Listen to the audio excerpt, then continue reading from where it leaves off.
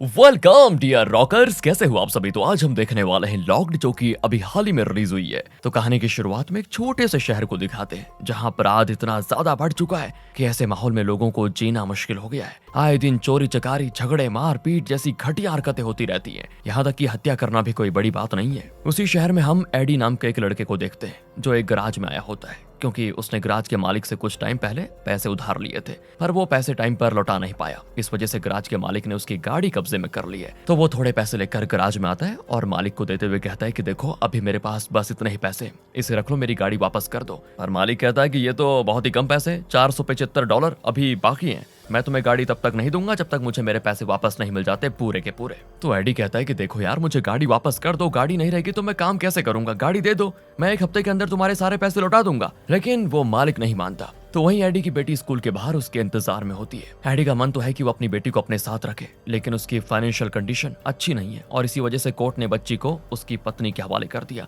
बस हफ्ते में 2 दिन वो अपनी बेटी से आकर मिल सकता है, वेडनेसडे और फ्राइडे। आज फ्राइडे है तो उसकी बेटी एडी उसका इंतजार कर रही है, लेकिन अब गाड़ी ना होने की वजह से वो अपनी बेटी को लेने नहीं जा पाता यार। तो उसकी पत्नी उसको फोन करके कहती है, इतनी सी जिम्मेदारी तुम उठा नहीं सकते, तो आइंदा कभी मेरी बेटी को स्कूल से लेने मत जाना, कहकर वो फोन काट देती है। अब एडी को कुछ समझ नहीं आता कि वो करे तो करे क्या। वेडनेसडे आने से पहले उसको गाड़ी वापस चाहिए ताकि वो वेडनेसडे को अपनी बच्ची को स्कूल से लेकर आ सके। अब उसको गराज के अंदर किसी का बटुआ रखा हुआ दिखाई देता है, तो वो बड़ी सावधानी से उस बटुए को चुरा लेता है। लेकिन यार बदकिस्मती से बटुए के अंदर सिर्फ $30 ही होते हैं और वो उन पैसों से कुछ लॉटरी टिकट खरीद लेता है, लेकिन ज्यादातर सभी खाली होते हैं। वो $30 भी पानी में जा चुके थे। फिर एडी आसपास की सारी गाड़ियों को चेक करता है कि क्या पता शायद किसी ने गाड़ी खुली छोड़ दी हो और उसके अंदर कुछ सामान मिल जाए जो बेचकर वो $475 यानी $475 का बंदोबस्त कर सके। लेकिन यार समस्या यह है, उसको ऐसी कोई भी गाड़ी नहीं मिलती, सभी गाड़ियां लॉक्ड होती हैं। अब एक गाड़ी के अंदर उसको एक कुत्ता दिखाई देता है जिसको बड़ी प्यास लगी होती है, तो एडी अपना पानी उस कुत्ते को पिला देता है। थोड़ी दूर आने के बाद उसको एक चमचमाती हुई काले रंग की गाड़ी दिखाई देती है, काफी लग्जूरियस भी। एडी उस गाड़ी को भी चेक करता है कि ये खुली हुई है या नहीं, और किस्मत से वो गाड़ी खुली होती है, इसलिए वो चुपके से अंदर चला जाता है और गाड़ी को बड़े अच्छे से छान मारता है कि कहीं कुछ ऐसा मिल जाए जिससे मजे मजे आ जाए, जिसे मतलब वो बेच सके। और ये एडी है ना, ये छोटी मोटी चोरियां कभी कभी कर लेता था, लेकिन कोई बड़ा अपराध उसने आज तक नहीं किया था। बड़े अपराध से उसको डर भी लगता है। अब गाड़ी को अच्छे से चेक करने के बाद भी उसके अंदर उसे कोई खास चीज नहीं मिलती, तो अफसोस करके वो जैसे ही गाड़ी से बाहर आने की कोशिश करता है, उसे पता चलता है कि गाड़ी तो लॉक हो चुकी है। कई बार कोशिश करने के बाद भी दरवाजा नहीं खुलता, तो एडी घबरा जाता है कि ये क्या हो गया, अचानक से गाड़ी कैसे लॉक हो गई। वो हाथ पैर मारकर तोड़ने की कोशिश करता है ताकि बाहर निकल सके, लेकिन सारे कांच बुलेट प्रूफ होते हैं जो इतनी आसानी से नहीं टूटेंगे। एडी फिर गाड़ी स्टार्ट करके वहां से भागने की सोचता है, वो तो स्टार्ट भी नहीं होती। और तब गाड़ी में लगे स्क्रीन पर किसी बंदे का कॉल आता है जिसमें लिखा हुआ है, मेरा फोन उठाओ। एडी समझ जाता है कि ये फोन इस गाड़ी के मालिक का होगा। उसको पता चल गया कि मैं चोरी के इरादे से यहाँ पर आया था और अब शायद वो मुझे पकड़ना चाह रहा है, इसीलिए एडी फोन नहीं उठाता और फिर से गाड़ी के पार्ट पुर्जे खोलकर बाहर आने की कोशिश करता है, लेकिन सारी कोशिशें भी नाकाम रह जाती है। ऐसा लगता है कि किसी को कैद करने के लिए ही ये गाड़ी बनाई गई है। एक बार कोई अंदर चला जाए तो वो बाहर नहीं आ सकता। कोशिश करते हुए एडी के हाथ में गहरा कट भी लग जाता है। फिर कोई दूसरा चारा न होने की वजह से एडी आखिरकार वो फोन उठा लेता है। और तब दूसरी तरफ से विलियम नाम का आदमी एडी से कहता है कि स्वागत है तुम्हारा मेरी गाड़ी के अंदर। ये गाड़ी मैंने खास करके तुम्हारे जैसे लोगों के लिए बनाई है। तुम्हें पता है, इससे पहले इसी इलाके से मेरी कई सारी गाड़ियां चोरी हो चुकी है, जिससे मैं तंग आ गया था, इसलिए मैंने ये खास गाड़ी बनवाई ताकि चोरों को अंदर लाकर फंसा सको। मैंने कई बार पुलिस से शिकायत भी करी, लेकिन आज तक कोई भी चोर पकड़ा नहीं गया, इसलिए मुझे ही मैदान में उतरना पड़ा ताकि तुम जैसे लोगों को उनकी औकात दिखा पाऊं, मैं उनको सबक सिखा पाऊं, ताकि बाकी के आम इंसान जो मेहनत करते हैं उनकी सारी चीजें सुरक्षित रह सके। मेरे दोस्त, मैं तुम्हें नरक महसूस करवाने वाला हूँ, याद रखना। तुम्हारी जिंदगी की सबसे बड़ी भूल है कि तुम गाड़ी के अंदर घुस गए और अब यहाँ से कभी नहीं बच पाओगे। तुमने एक बार भी नहीं सोचा कि इतनी बड़ी और महंगी गाड़ी बीच सड़क पर खुली कैसे होगी, वो भी ऐसे इलाके में जहाँ इंसान भी सेफ नहीं है। तो गाड़ी तो छोड़ो, मैंने तो दोस्त सिर्फ जाल बिछाया था और तुम दौड़े दौड़े इसमें फंस गए। तब एडी कहता है कि देखो यार, जाने दो मुझे, मैं गाड़ी चोर नहीं हूँ, नहीं मैं चोरी करने आया था, प्लीज मुझे बाहर निकालो। लेकिन विलियम नहीं मानता, तो एडी जो उसके पास गन मौजूद थी उसकी मदद से गाड़ी के कांच पर ही शूट कर देता है ताकि कांच टूट जाए और यहाँ से भाग सके। लेकिन कांच होता है खतरनाक बुलेट प्रूफ, इसलिए गोली तो क्या ही कर पाती उसको। लेकिन होता उल्टा है, वो स्लिप करके सीधे एडी के पैर पर लग जाती है, जिससे एडी को बहुत ज्यादा खून बहने लगता है। वो चिल्लाते हुए विलियम से कहता है कि बाहर निकालो मुझे, वरना मैं मर जाऊंगा बहुत ज्यादा खून बह चुका है मेरा, मुझे मदद की जरूरत है। लेकिन विलियम में भी अकड़ होती है। वो कहता है कि जब तक तुम जैसे लोगों को तुम्हारी गलती का एहसास नहीं होता तब तक मैं शांति से नहीं बैठूंगा। मैं एक साइकोपैथ हूँ, मुझे लोगों को तकलीफ देना बहुत ही अच्छा लगता है और मैंने ये हरकत छोड़ दी थी, लेकिन जब से मेरी गाड़ियां चोरी हो गई ना, मेरे अंदर एक अलग ही गुस्सा आ गया। बेचारा एडी कहता है कि देखो, मैं जानता हूँ मुझसे गलती हो गई है, मुझे तुम्हारी गाड़ी के अंदर नहीं घुसना चाहिए था, मैं अपनी गलती मानता हूँ, तुम मुझे बाहर निकाल कर जेल में डाल देना, मैं पुलिस के पास जाने को तैयार हूँ, लेकिन प्लीज मुझे बाहर निकालो, मेरा बहुत ज्यादा खून भी बह चुका है, मुझे बेहोशी आ रही है। लेकिन विलियम कहता है कि तुम्हें सच में लगता है कि पुलिस कुछ करेगी? नहीं, वो कुछ नहीं करेगी।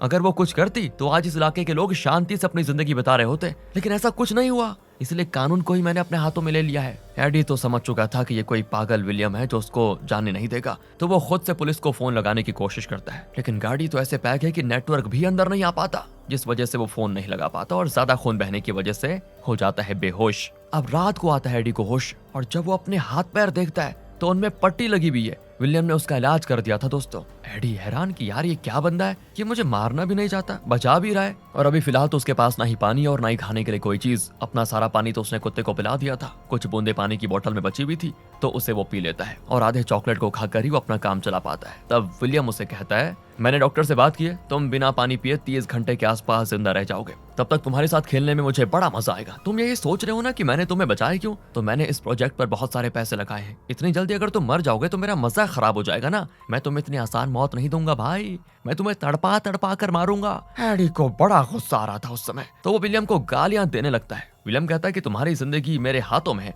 और तुम मुझे ही गाली दे रहे हो, वाह, लगता है सबक सिखाना पड़ेगा तुम्हें। तो वो गाड़ी के अंदर का टेम्परेचर काफी कम कर देता है, बाहर तो ठंड थी, अंदर और भी ज्यादा ठंड हो जाती है, जिस वजह से एडी की हालत और खराब। ऊपर से विलियम कान में दर्द करने वाला वो गाना बहुत ही तेज आवाज में प्ले कर देता है, जिससे एडी की तकलीफ और बढ़ जाती है। कुछ घंटे ऐसे रहने के बाद जब तकलीफ हद से ज्यादा बढ़ जाती है, तब एडी विलियम से कहता है कि माफ कर दो मुझे, माफ कर दो मुझे, मेरी गलती का एहसास हो गया है, अब मैं तुम्हें गालियां नहीं दूंगा भाई। तब जाकर विलियम टेम्परेचर नॉर्मल कर देता है, तब जाकर एडी की जान में जान आती है। एडी को जब भी सुसु लगती है तो वो उसे पानी की बोतल में कर देता है, बोतल फेंकने की जगह नहीं होती तो वो बोतल गाड़ी में ही रह जाती है, और जब भी विलियम कॉल पे नहीं होता तो एडी गाड़ी को अंदर से तोड़कर बाहर निकलने का रास्ता तलाश करता है। लेकिन ये चीज इतनी आसान नहीं होती, वो गाड़ी किसी लोहे से कम नहीं थी यार, खतरनाक लोहा जिसे बस मशीन के अलावा नहीं तोड़ा जा सकता, तो इंसान तो बहुत दूर की बात है। लेकिन एडी की हर हरकत पे विलियम की नजर होती है, क्योंकि गाड़ी में जगह जगह पर हिडन कैमरास लगे हुए थे, और जब इस बार विलियम का फोन आता है तो एडी को सामने बनी एक बिल्डिंग के काफी ऊपर वाले फ्लोर पर एक बंदा दिखाई देता है जो फोन पे बात कर रहा होता है। एडी कंफर्म तो नहीं होता, लेकिन बात करने के तरीके से एडी को लगने लगता है कि शायद ये वही विलियम है जो मुझसे बात कर रहा है फिलहाल। विलियम कहता है कि तुम्हें पता है अरब कंट्रीज में अपराध कम क्यों है? क्योंकि वहाँ चोरी करने पर भी हाथ काट दिए जाते हैं, जैसा अपराध करोगे उसी के हिसाब से तुम्हें सजा मिलेगी, और यहाँ की सरकार कुछ कर ही नहीं पा रही है। तो मैं क्या सोच रहा हूँ पता है, मैं खुद की ही ऑर्गेनाइजेशन बना लेता हूँ, जो भी अपराध करेगा मैं उसको उसके अपराध के हिसाब से सजा दूंगा, क्योंकि मैं एक शांति भरा शहर बनाना चाहता हूँ, तुम जैसे चोर चक्के से महफूज, जहाँ बच्चे बूढ़े महिला सब आराम से घूम सके। एडी कहता है कि तुम्हें जो करना है करो, लेकिन मैंने कभी चोरी नहीं की, आज मुझे जरूरत थी तो मजबूरन मुझे ये करना पड़ा, जो किया वो गलत था ठीक है, लेकिन जब मैं पकड़ा गया हूँ तो कानून के हिसाब से सजा खाने को तैयार हूँ। तो विलियम कहता है कि ठीक है, तुम मुझे अपना सोशल सिक्योरिटी नंबर दे दो, अगर इससे पहले तुमने कभी कोई अपराध नहीं किया होगा तो मैं तुम्हें आजाद कर दूंगा, लेकिन हाँ अगर कोई भी अपराध निकला तो सजा और ज्यादा खतरनाक होगी, याद रखना इस बात को। दोस्तों आपको बताता हूँ, सोशल सिक्योरिटी नंबर से इंसान के बारे में पूरी जानकारी निकाली जा सकती है, उसकी पर्सनल डिटेल्स, वो क्या करता है, कितनी बार जेल गया वगैरह वगैरह। हैरी को पता था कि इससे पहले भी वो अपराध कर चुका है, तो वो पक्का इस चीज में फंस जाएगा, इसीलिए वो नंबर देने को तैयार नहीं होता। लेकिन विलियम कहता है कि नंबर दोगे तो मैं तुम्हें पानी दूंगा पीने को। बताओ फिर क्या सोचा है तुमने? एडी तो भूख और प्यास से मारा जाता है, इसलिए वो उसको अपना सोशल सिक्योरिटी नंबर दे देता है, जिसके बदले विलियम कहता है कि पैसेंजर सीट के नीचे मैंने पानी की बोतल छुपा के रखी हुई है, पी लो उसको। इसलिए एडी एक ही बार में पूरा पानी घट घट घट पी लेता है, क्योंकि यार बहुत प्यास लगी हुई थी बंदे को। कुछ देर के बाद एडी जब अपने पास रखी लॉटरी टिकट देखता है तो वो एकदम हैरान, क्योंकि उसने एक लॉटरी में $500 जीते होते हैं। एडी को इतना पछतावा होता है कि काश मैंने पहले टिकट्स अच्छे से देखा होता तो मुझे इस गाड़ी में चोरी करने नहीं आना पड़ता और ना ही मेरी जिंदगी इस मोड़ पे आती। वो विलियम से कहता है कि मुझे मेरी गलती का एहसास हो चुका है भाई, दिल से कह रहा हूँ, और इस बात का पछतावा भी है। आज के बाद मैं कभी चोरी नहीं करूंगा, इसलिए प्लीज मुझे जाने दो, मैं तुमसे भीख मांगता हूँ। तो विलियम कहता है कि लगता है सबक तुम्हें समझ आ रहा है, तो इसलिए मेरी तरफ से एक छोटा सा गिफ्ट ये लो तुम्हारे लिए। वो गाड़ी का एक बॉक्स खोलता है जिसमें खाने की कुछ चीजें रखी होती हैं। ये देखकर एडी तुरंत वहां से पैकेट उठा लेता है, लेकिन तब उसकी नजर बॉक्स के अंदर बने कंट्रोल बॉक्स में पड़ती है, जहां पर गाड़ी का सारा कंट्रोल बना है। अगर एडी गाड़ी को ऑफ कर दे तो गाड़ी पूरी तरह से बंद हो जाएगी और विलियम उसको दूर बैठकर कंट्रोल नहीं कर पाएगा। तो जैसे ही विलियम का फोन कट होता है, वो कंट्रोल बॉक्स में से पावर बटन को बंद करने की कोशिश करता है, लेकिन उसका हाथ वहां तक जाता नहीं और नाखून से बंद करने के चक्कर में उसका नाखून ही उखड़ जाता है। पर तभी इस चीज के बारे में विलियम को पता चल जाता है, तो वो सीट को ही शॉक देकर एडी को तकलीफ देने लगता है। वो कहता है कि क्या कर रहे थे यार तुम नीचे घुस के? हैं एडी कहता है कुछ भी नहीं, मेरी खाने की चीज नीचे गिर गई थी, उसे उठा रहा था। लेकिन फिलहाल एडी विलियम को शक नहीं होने देता कि उसको पावर बटन के बारे में पता चल चुका है। अब उस गाड़ी में रहते रहते 2-3 दिन गुजर जाते हैं। एडी डेली जब उसको टाइम मिलता है तो पावर बटन बंद करने की कोशिश करता है, लेकिन वो बटन था इतना अंदर की उंगली तक भी नहीं जा पाती। ऐसे ही रहते हुए एडी की प्यास बेहिसाब बढ़ चुकी थी। अगर पानी नहीं मिला तो मर जाएगा बेचारा, और विलियम तो उसको ऐसे तड़पा तड़पा कर देखना चाहता है। ना चाहते हुए भी एडी जो सुसु उसने अपने बोतल में भर के रखी थी उसको ही पी जाता है, मतलब पी को ही पी जाता है, जिससे उसकी थोड़ी बहुत प्यास तो बुझ जाती है, लेकिन उसे फील अच्छा नहीं होता। उसका मन वॉमिट करना जैसा होता है। पेट में कुछ था भी नहीं, इसलिए वॉमिट भी नहीं होती, बल्कि आधी जान जो बची हुई थी एडी के अंदर वो भी निकल जाती है। अब गाड़ी में रहते हुए एडी को कुछ बटन दिखाई देता है। वो सभी बटन को अंधाधुंध दबाने लगता है, जिससे गाड़ी का सिस्टम हो जाता है रिबूट, और अब गाड़ी का कंट्रोल एडी के हाथ में आ जाता है। ये देखकर फिलहाल एडी की उम्मीद जाग जाती है, तो वो तुरंत गाड़ी को स्टार्ट करके वहां से भगाने की कोशिश करता है, लेकिन थोड़ी दूर आया था बेचारा, तभी रिमोट कंट्रोल सिस्टम हो जाता है ऑन, जिसे विलियम ने दूर से ही ऑन कर दिया था। वो एडी का मजाक उड़ाते हुए कहता है कि क्या यार एडी, तुम्हें सच में लगा कि इतना आसान होगा यहाँ से भागना? बिल्कुल भी नहीं यार। हाँ वैसे अगर तुम बोर हो रहे हो तो चलो हम सर पैर हिलाते हैं, मजा आ जाएगा। इतना कहकर विलियम गाड़ी सड़क पर ले आ जाता है और घर बैठकर रिमोट से गाड़ी कंट्रोल कर रहा होता है, वो भी रॉन्ग साइड में ले जाकर गाड़ी बड़ी रफ्तार से भगाता है। ये देखकर एडी के तो जैसे जान ही चले जाती कि कर क्या रहा है, सोचता है मेरा एक्सीडेंट ना हो जाए कहीं। फिर वो विलियम को गाड़ी की रफ्तार स्लो करने को कहता है, लेकिन विलियम नहीं सुनता, और तब एक वीरान जगह आकर वो गाड़ी रोक देता है, जहां 2 बदमाश लोग एक आदमी को लूट कर उसको मार रहे होते हैं। विलियम एडी से कहता है कि देखा तुमने, यही लोगों की वजह से आम लोग परेशान हैं, चलो इनको सबक सिखाते हैं, और वो गाड़ी सीधे दोनों बदमाशों की ओर बढ़ा देता है। एडी कह रहा होता है नहीं यार तुम ऐसा नहीं कर सकते, मर जाएंगे दोनों, पुलिस को बुलाओ वो कुछ करेंगे। पर विलियम सुनने को तैयार नहीं होता। वो बड़ी बुरी तरह से दोनों बदमाशों को गाड़ी से कुचल कर वहीं मार देता है। और फिर विलियम कहता है कि मैंने दोनों को मार दिया, सीसीटीवी में ये चीज रिकॉर्ड हो गई होगी, लेकिन फिर भी पुलिस वाला ढूंढते हुए यहाँ नहीं आएगा कोई, क्योंकि उनको किसी से कोई मतलब ही नहीं है। एडी समझ चुका था कि विलियम अब सिर्फ उसके साथ खेल रहा है, और जब उसका मन भर जाएगा तो शायद वो मुझे भी मार देगा। विलियम आगे कहता है तुम्हें पता है मैं तुम्हारे घर पर भी गया था, बेचारी तुम्हारी पत्नी अपनी बच्ची के साथ अकेली रहती है, क्योंकि तुमने उसकी जिंदगी बर्बाद जो कर ली, निकम्मे हो तुम, जब औकात नहीं थी तो शादी क्यों की। एडी कहता है कि देख मेरे फैमिली मैटर पे मत पड़, उसको इस चीज से दूर रख, उन्हें मेरी चोरी के बारे में बिल्कुल नहीं पता। लेकिन विलियम कहता है कि वो तो इस चीज में शामिल होंगे ही, वो भी तुम्हारी वजह से, तभी तो खेल का मजा दोगुना होगा। और विलियम गाड़ी को सीधे एडी की बेटी के स्कूल की ओर लेकर जाता है, जहां वो बच्ची स्कूल के बाहर अपनी माँ के इंतजार में होती है। लेकिन विलियम तेज रफ्तार से गाड़ी उस बच्ची के पीछे लगा देता है। बच्ची वहां से भागने की कोशिश करती है, तो एडी कहता है कि मेरी बच्ची को छोड़ दे यार, उसने क्या किया, अगर तुमने उसको नहीं छोड़ा ना तो मैं अपने आप को जान से मार दूंगा। और सीधे ये कहते कहते वो गन को अपने माथे पर तान देता है। लेकिन विलियम तब भी नहीं रुकता, और जैसे ही वो बच्ची को हिट करता है एडी ट्रिगर दबा देता है, लेकिन गन में गोली होती नहीं, जिसके बाद विलियम गाड़ी साइड से गुजार कर बच्ची को कुछ नहीं करता। विलियम कहता है कि तुम तो यार मेरे खेल का मजा ही खराब कर देते हैं अपनी जान देकर। जब मैं तुम्हारी पट्टी करने आया था तभी सारी गोलियां मैंने तुम्हारे गन से निकाल दी थी, लेकिन हाँ तुम्हारे अंदर कुछ तो खास बात है, अपनी बच्ची के लिए अपनी जान के बारे में एक बार भी नहीं सोचा। तुम्हारे ऊपर तरस आ रहा है यार मुझे, लेकिन मैं भी क्या कर सकता हूँ बता, खेल खेलना है मुझे, मैं भी दिल का पत्थर बन गया हूँ, पिघलता ही नहीं, इसीलिए मैं तुम्हें जाने नहीं दूंगा। पर अब मेरा मन तुमसे भर भी चुका है, तो तुम्हारी उल्टी गिनती शुरू। सुनकर एडी का दिमाग घूम जाता है और वो पूरी हिम्मत के साथ गाड़ी के अंदर तोड़ फोड़ ओड़ फोड़ सब करता है, ताकि कैसे भी करके पास बाहर निकला जा सके। लेकिन अफसोस दोस्तों कोई फायदा नहीं होता। तब थक हार कर एडी अपनी बेटी के लिए एक वॉइस नोट रिकॉर्ड करता है, जिसमें वो कहता है कि मेरी बच्ची मुझे माफ कर देना, ना मैं तुम्हें और ना ही तुम्हारी माँ को एक अच्छा जीवन दे पाया, बहुत ही बुरा इंसान हूं मैं, शायद मेरी गलतियों की सजा मुझे भगवान दे रहे हैं,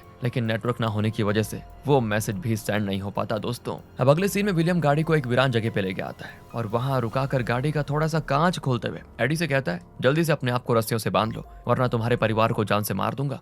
क्योंकि मुझे गाड़ी के अंदर आना है। ये सुनकर एडी खुद को रस्सी से बांध लेता है और जब विलियम गाड़ी में आता है तो वो कोई बूढ़ा आदमी है यार, जो काफी अमीर दिखाई दे रहा है। वो अपने साथ दफनाने का सामान भी लेकर आया होता है, क्योंकि उसका इरादा है शायद एडी को मारकर उसकी लाश को जंगल में दफनाना। इसीलिए वो भी गाड़ी में सवार होकर गाड़ी को तेजी से जंगल की ओर लेकर जाता है। तब रास्ते में वो एडी से कहता है, तुम्हें पता है कुछ बदमाशों ने मेरी बेटे की इज्जत लूटकर उसको जान से मार दिया था। मुझसे बहुत कुछ छीना है इस शहर ने, इसीलिए मैं इस शहर को ऐसा बनाना चाहता हूँ कि जैसा मेरे साथ हुआ वैसा किसी और के साथ ना हो। लेकिन तब एडी कहता है कि बड़ी देर से मैं तुझसे मिलने के इंतजार में था और आखिरकार तुझसे मुलाकात हो ही गई। आज या तो तू जिंदा रहेगा या फिर मैं, या फिर हम दोनों ही नहीं। आज मैं तुझे किसी और को टॉर्चर करने नहीं दूंगा। कहकर वो आखिरकार पावर बटन ऑफ कर देता है, जिससे गाड़ी बिल्कुल बंद हो जाती है। लेकिन स्पीड इतनी ज्यादा होती है कि वो सीधे एक खाई से नीचे जा गिरती है। गाड़ी की हालत बहुत ही बुरी खराब हो जाती है, लेकिन किस्मत से दोनों की जान बच जाती है। पर दोस्तों, गिरते समय विलियम की गन से गोली चल गई थी, जो गोली स्लिप होकर उसे ही लग गई थी। यही वजह से वो बुरी तरह घायल हो जाता है। उसके अंदर खड़े होने की हिम्मत भी नहीं होती। एडी भी खुद को रस्सी से आजाद कर लेता है और सारी भड़ास निकालते हुए विलियम को बहुत मारता है, पर वो उसकी जान ले पाता। तभी एडी की बेटी का उसको फोन आ जाता है, क्योंकि गाड़ी टूटने की वजह से नेटवर्क अंदर आ जाते हैं। लेकिन गाड़ी इतनी ज्यादा भी नहीं टूटी थी कि कोई इंसान बाहर निकल सके। तब अपनी बेटी की खातिर एडी विलियम को नहीं मारता। वो बच्ची एडी से कहती, पापा आपने ये कैसा मैसेज भेजा है? आप ठीक तो है ना? मैं बहुत ज्यादा डर गई हूँ, क्या हो गया? एडी कहती, नहीं मेरी बच्ची, मेरा इरादा तुम्हें डराने का नहीं था। मैं किसी मुसीबत में पड़ गया था, लेकिन भगवान ने बचा लिया। कल वेंसडे है ना, पक्का मैं तुम्हें लेने के लिए 2:15 पे स्कूल आ जाऊंगा। मेरा इंतजार करना वहां पर। लेकिन बेचारा इतना कहता ही है, तभी गाड़ी में आग लगने लगती है और ये देखकर एडी हथौड़े से कांच तोड़ने की कोशिश करता है। और किस्मत से इस बार दोस्तों, गाड़ी का एक्सीडेंट होने की वजह से कांच कमजोर हो चुका था, तो वो टूट जाता है। इसलिए एडी तुरंत गाड़ी के बाहर आ जाता है, लेकिन विलियम की जलकर हो जाती है मौत। अब एडी खून में सना हुआ सड़क के किनारे किसी गाड़ी के इंतजार में होता है। तो वहीं से एक गाड़ी वाला जैसी एडी की बुरी हालत देखता है, उसको लगता है कि शायद इसका एक्सीडेंट हुआ है। तो वो भला आदमी एडी को तुरंत अपनी गाड़ी में डालकर हॉस्पिटल लेकर आता है। एडी ने जिंदगी में गलतियां बहुत की थी, ना अपनी पत्नी के साथ अच्छा बर्ताव किया, ना ही बेटी का अच्छे से ख्याल रख पाया। लेकिन विलियम ने उसके साथ जो किया, उससे एडी को एहसास हुआ कि वो किस रास्ते पर चल चुका था। अगर जल्दी सबक नहीं मिलता तो शायद एडी बहुत ही जल्दी बहुत बड़ा अपराधी बन जाता। एडी की जान तो बच गई, उसको सबक भी मिल गया। लेकिन एक हिसाब से विलियम का भी कहना सही था कि जब कानून कुछ करने को तैयार नहीं है तो अपराध तो बढ़ेंगे ही। इसीलिए उसने अपना कदम आगे बढ़ाया अपराधियों को सबक सिखाने के लिए। हाँ, तरीका उसका गलत था, लेकिन लातों के भूत बातों से कहाँ मानते हैं। खैर, आपकी इस पर क्या राय है वो बता दीजिए। और अब लॉटरी में जीते हुए पैसे वो तुरंत ही गराज वाले को दे देता है, पर मालिक कहता है तुम्हारी गाड़ी काफी अंदर रखी हुई है, आधा घंटा लगेगा बाहर निकालने में, तब तक इंतजार करो। लेकिन एडी की बेटी स्कूल के बाहर खड़ी होकर उसके इंतजार में होती है। एडी इस बार उसका दिल नहीं तोड़ना चाहता, तो वो गराज से ही बच्चों वाली साइकिल लेकर अपनी बच्ची के पास पहुंच जाता है और आते उसको जोर से गले लगा लेता है, क्योंकि उसने उम्मीद छोड़ दी थी कि वो कभी अपनी बच्ची को दोबारा देख भी पाएगा या नहीं। और इसी अच्छी एंडिंग के साथ दोस्तों ये मूवी यहाँ पर खत्म होती है। बाकी आपको क्या लगता है कमेंट करके बता दीजिए। मिलते हैं आपसे अगली वीडियो में। ध्यान रखिएगा अपना। Thanks for watching.